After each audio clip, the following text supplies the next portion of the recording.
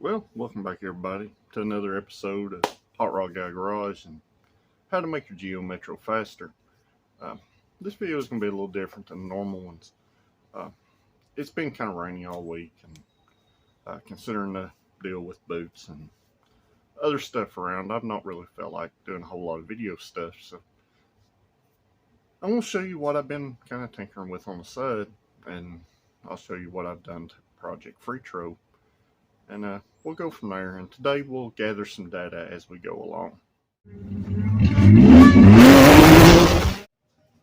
So basically, guys, I've not been in the best mental health the past week, and the weather's not really cooperated all that much. So I just kind of tinkered with this thing when I felt like it, and I didn't really bring the phone along to video what I've done. So I'm going to flip it around and I'll show you. So basically, after I backed up our data from the last runs, I've moved some weight around. I got rid of the washer tank up here, and I moved the overflow tank to the center to try to help balance the weights from side to side.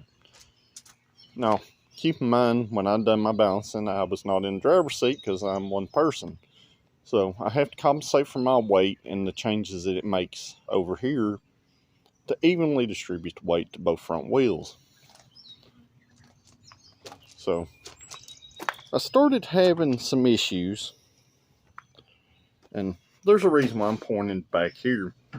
I started having some issues with the Holley Sniper, and they've been kind of ongoing, and I'm not super happy with those, but I'm trying to get through to our next step before I make changes there. So as you know, under this area would be your fuel tank. So I have removed the factory fuel tank, the filler neck, and other weight back there. That should bring our rear weight up and put more front bias on the car.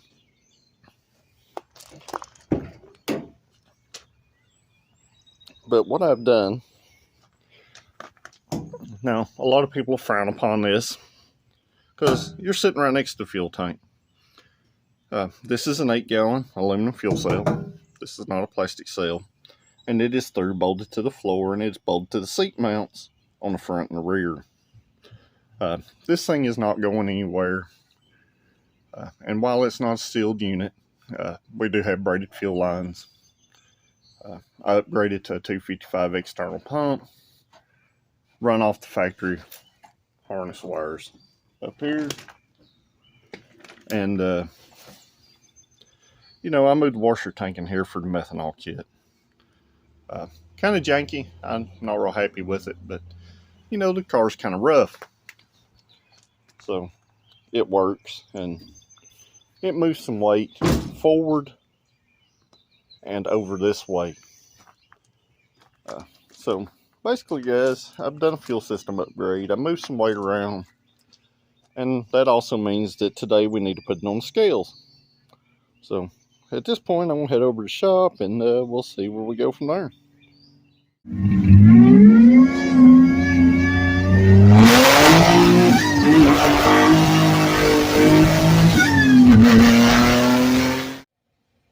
Well, so guys, I'm going to pop back in here right now, and if you haven't took a moment to like this video, please hit that like button.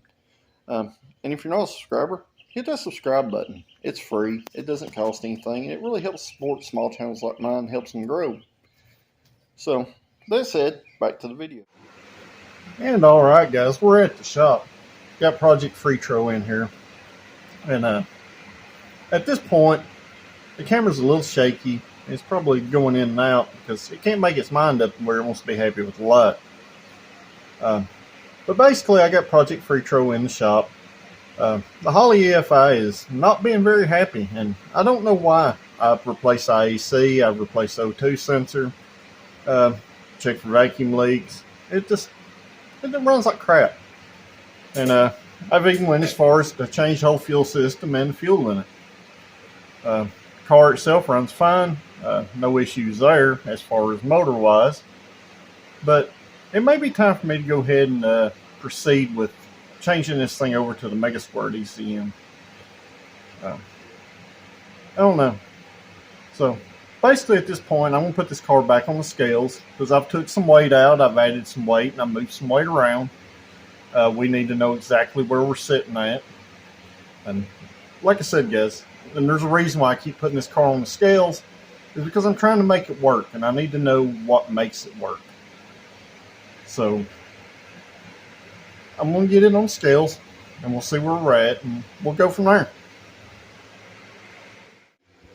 And alright guys, and as you can see, I've got the car set up on the scales, the suspension settled out, and we're at 1,392 pounds. We finally broke that 1,300 pound mark. There's not much more weight to take out of this car. So basically what you're looking at about 60, 65 something percent on the front.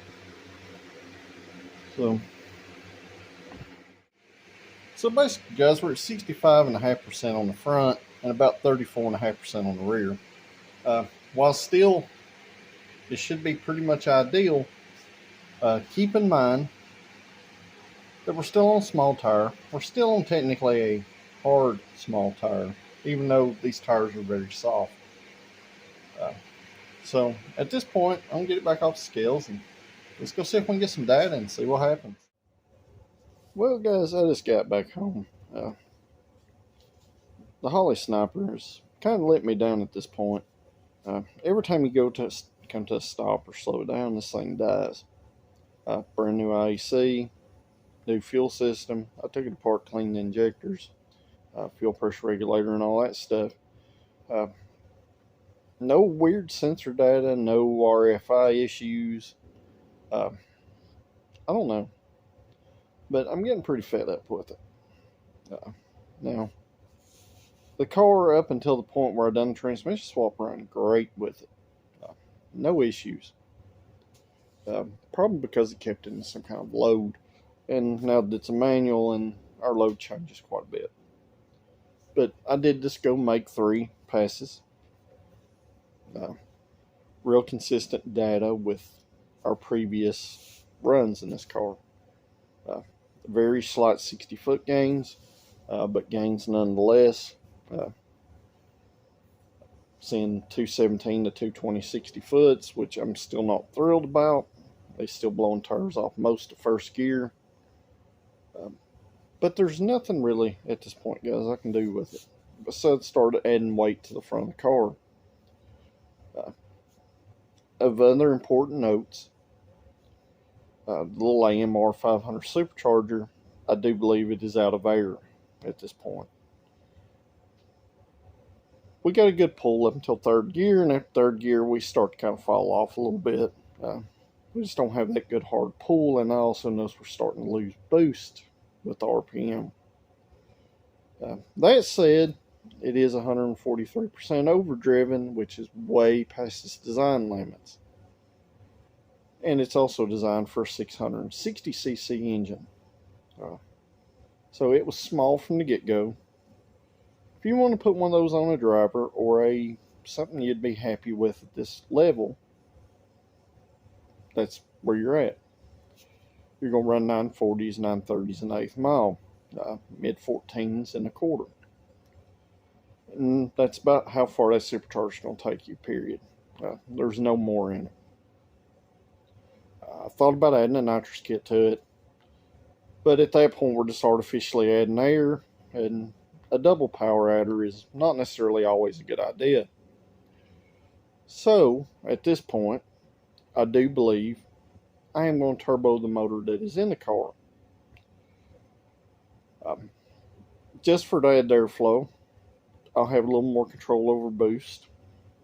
I'll have a little bit more control over traction. And we should see some very massive gains from that. So, that said, guys, this is probably going to be the last How to Make Your Geo Metro Faster video for at least a couple weeks. This is budget stuff here, and, I've acquired another project, so I'm sure y'all have probably seen the Vitara videos. So, as the more project cars you have, the less you have to spend in a single one. So, here we are.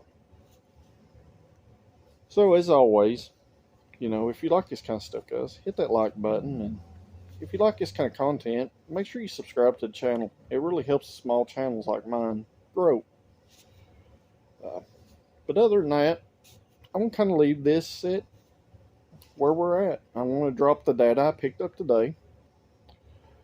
And we'll see what the future holds for Project Free Trail. So let me know what you'd like to see in the comments below. And I'll see you at the next one, guys. Well, guys, this ain't going to exactly fit in this video, but I'm going to pop in right here. This is a couple hours later. If you notice, my hands are kind of dirty. So I'm going to flip around and show you something that I found. Because I went ahead and started pulling the blower off of it right as I ended the video. I was just kind of, something just didn't quite feel right to me. So I pulled it apart and I'll flip around and show you what I found. So the first thing to note is we got a coupler right here that's blown out. Now keep in mind this thing was still making 15 pounds of boost, and I can see my finger through there. So not cool. Well, I have been noticing a few things, and if you look down this blower, you know, you can see some wear on the rotor coating, and that's normal. Let me keep spinning this thing around here. You starting to kind of see this?